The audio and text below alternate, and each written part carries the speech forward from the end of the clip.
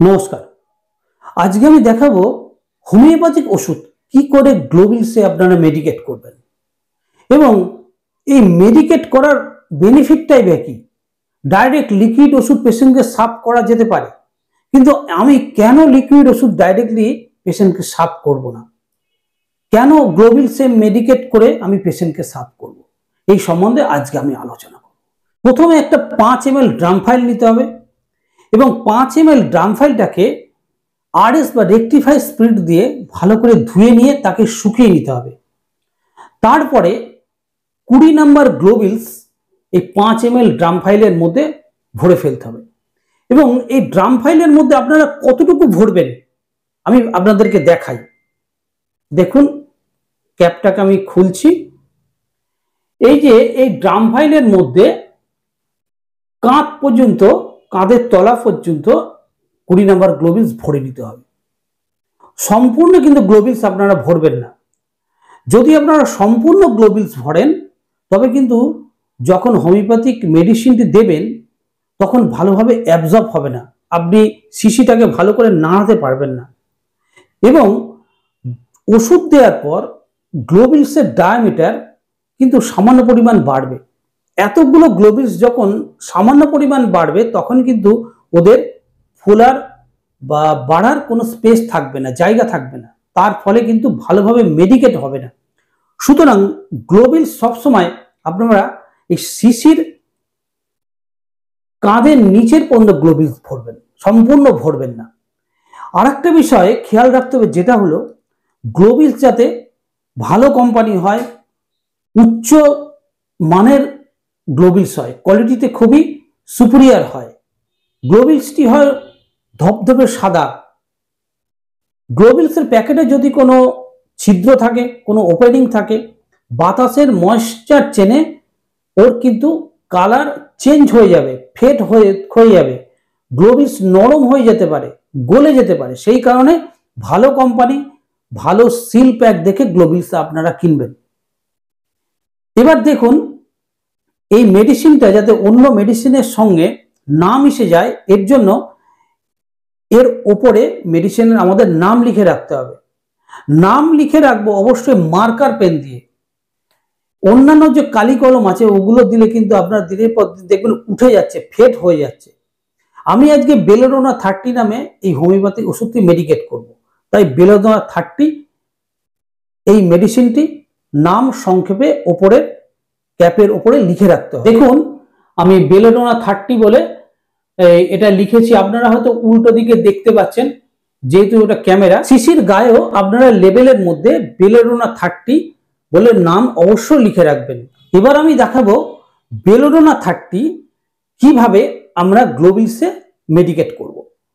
আপনাদের সামনে দেখাই আমি। এই বেলোডোনা 30 এই নন মেডিকেটেড গ্লোবিলসের শিশিটি আমি খুললাম। এইবার এর সিল আমি ভাঙছি। দেখুন, এই 1 ড্রাম ফাইল, প্রায় 1 ড্রাম ফাইল শিশির মধ্যে আমি 10 ফোঁটা দেব।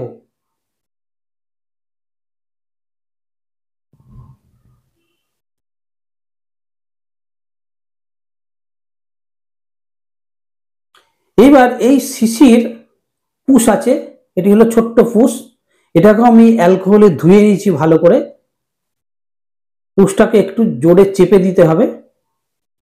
তারপরে এর যে ক্যাপটা আছে, ক্যাপটা ভালো করে আমি টাইট করে লাগিয়ে দিলাম। এইবার দেখুন, এই ড্রাম ফাইলের তলায় দেখুন ওষুধটি কিন্তু রয়ে গেছে। হ্যাঁ, এখানে ওষুধটা জমে আছে। যেহেতু উপর দিক থেকে ওষুধটি ঢেলেছি, ধীরে ধীরে ধীরে ধীরে তলায় এসে জমেছে। এবার এই ড্রাম ফাইলটিকে আমি খাড়াভাবে সম্পূর্ণ এইভাবে আমি দাঁড় করিয়ে রেখে দেবো। কত সময় দাঁড় করিয়ে রাখবো? প্রায় 8 ঘন্টা, যাতে তলায় যে মেডিসিনটা গিয়ে জমে আছে তার চারিপাশের গ্লোবিলসগুলো সম্পূর্ণভাবে মেডিকেট হয়ে যায়।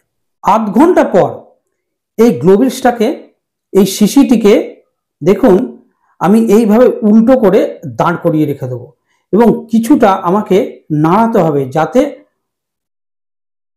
ওষুধটা সম্পূর্ণ গ্লোবিলসে ভালোভাবে অ্যাবজর্পশন হয়ে যায়। 1 ঘন্টা উল্টো করে দাঁড় করার পর আমি এই ড্রাম ফাইলটাকে তুলে নেব। তুলে নেওয়ার পর এইভাবে শিশিটিকে জার্কিং করাতে হবে হালকা হালকা আঙুল দিয়ে। তার ফলে কি হবে, প্রতিটা গ্লোবিলস কিন্তু অ্যালকোহলের শোকিং হয়ে যাবে। আপনাদেরকে দেখাচ্ছি, দেখুন প্রতিটা গ্লোবিলস অ্যালকোহলে ভিজে গেছে, ওষুধে কিন্তু ভিজে গেছে দেখুন। এবার আবার উল্টো করে আমি রেখে দেবো।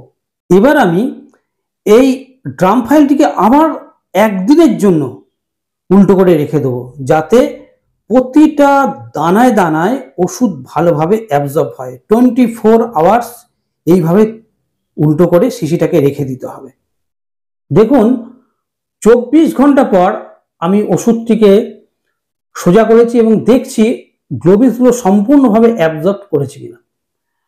ওষুধগুলো সম্পূর্ণভাবে অ্যাবজর্পশন হয়ে গেছে গ্লোবিলসের ভেতরে। গ্লোবিলসগুলো কিন্তু শুকিয়ে গেছে, পুরো শুকিয়ে গেছে গ্লোবিলসগুলো। এবার অনেক সময় কি হয়, এই মেডিসিনগুলো, এই গ্লোবিলসগুলো ভেজা অবস্থায় থাকে, শুকায় না। তখন আমরা কি করব, যদি দেখেন 24 ঘন্টা পরেও ড্রাম ফাইলের ভেতরে গ্লোবিলসগুলো সম্পূর্ণ শুকায়নি, তখনও অ্যালকোহলে ভেজা আছে, তখন একটা টিস্যু পেপারের ওপরে ড্রাম ফাইলের পুশ এবং ক্যাপ খুলে টিস্যু পেপারের ওপরে শিশিটিকে উল্টো করে ভালো করে রেখে দিতে হবে 7 থেকে 8 ঘন্টা। তাহলে কি হবে, এক্সেস যে মেডিসিন আছে সেটা টিস্যু পেপার অ্যাবজর্ব করে গ্লোবিলসকে ভালোভাবে শুকিয়ে দেবে। দেখুন ওষুধটা সম্পূর্ণ মেডিকেট হয়ে গেছে, গ্লোবিলসগুলো শুকিয়ে গেছে। এইবার ওষুধটিকে সংরক্ষণ করতে হবে। যে নির্দিষ্ট পার্সোনাল যে বাস্ক আছে, ড্রাম ফাইল ওষুধের বাস্ক, সেই বাস্কে এই মেডিসিনগুলোকে এইভাবে সংরক্ষণ করে রেখে দিতে হবে। অনেক পেশেন্ট পছন্দ করেন যে লিকুইড ফর্মে আপনি ওষুধ দেন। কেন গ্লোবিলসে মেডিকেটেড করে ওষুধ দিচ্ছেন, বা মেডিকেটেড গ্লোবিলসগুলো সুগারের মধ্যে ভরে আপনি পুড়িয়া হিসাবে কেন ওষুধ দিচ্ছেন? ডাইরেক্টলি লিকুইড ওষুধ দেন, এটা 7 দিন 10 দিন আমরা খাবো। দেখুন প্রথম কথা হলো, এক এক পেশেন্টের এক এক রকম রিপিটেশন লাগে, ডোজ লাগে, এক এক পেশেন্টের সাসেপ্টিবিলিটি এক এক রকম হয়। পেশেন্টের বয়সের উপর নির্ভর করে, বাচ্চাদের ক্ষেত্রে একরকম, বয়স্ক ব্যক্তিদের ক্ষেত্রে একরকম, মধ্যবয়স্ক ব্যক্তিদের জন্য এক এক রকম। এগুলো সম্পূর্ণ ডাক্তারবাবুরাই বিচার করবেন। সুতরাং গ্লোবিলসে মেডিকেট করলে একটাই সুবিধা, যে আপনি আপনার ডোজকে কন্ট্রোল করতে পারবেন। বাচ্চাদের ক্ষেত্রে একরকম, বয়স্কদের ক্ষেত্রে একরকম, বিভিন্ন রোগের ক্ষেত্রে এক এক রকম ডোজের প্রয়োজন হয়। সুতরাং গ্লোবিলসে মেডিকেট করে পেশেন্টকে ওষুধ সাফ করা সবচেয়ে ভালো, সবচেয়ে নিরাপদ। দর্শক বন্ধু সবাই ভালো থাকবেন, ধন্যবাদ।